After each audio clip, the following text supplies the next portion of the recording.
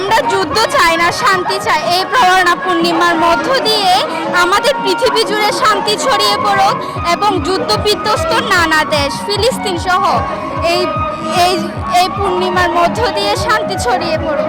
বার্তা সবসময় একটা, সেটা হচ্ছে শান্তি। আমরা শান্তি চাই। আমরা বৌদ্ধ জাতি শান্তিপ্রিয় জাতি।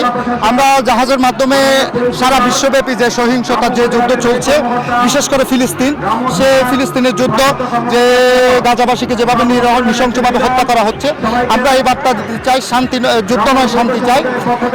এই জাহাজ ভাষার মাধ্যমে আমরা সারা পৃথিবীকে জুড়ে যে সহিংসতা তৈরি হচ্ছে, যে যুদ্ধ আয়োজন হচ্ছে, সেই যুদ্ধ যাতে বন্ধ হয় সেই বার্তাই দিতে চাই আমরা।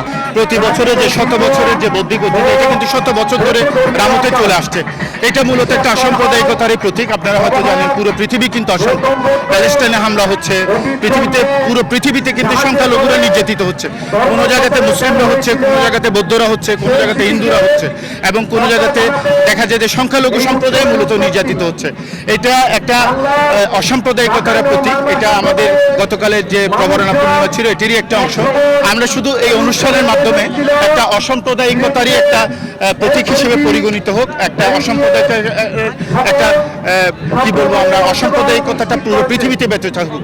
আপনারা জানেন আমাদের বুদ্ধের প্রধান উক্তিটা হচ্ছে অহিংসা পরম ধর্ম। আমরা বুদ্ধরা এটাই বিশ্বাস করি, এবং এটার মাধ্যমেই আমাদের অনুষ্ঠানটা মানে 100 বছর ধরে জাগরুক আছে। নিরাপত্তা অসম্ভব ধরনের, মানে চমৎকার নিরাপত্তা। আমি এই ধরনের নিরাপত্তা কখন আগে দেখিনি। আপনারা জানেন কিনা জানি না। আমরা যখন এখানে অনুষ্ঠানের মানে স্টেজের যখন অনুষ্ঠান সাজাচ্ছিল, তখন কিন্তু আর্মি এবং প্রশাসনের লোকজন এসে, বিশেষ করে আর্মিরা প্রত্যেকটা জায়গায় A to Z ওরা সার্চ করেছে বিভিন্ন মেশিনের মাধ্যমে।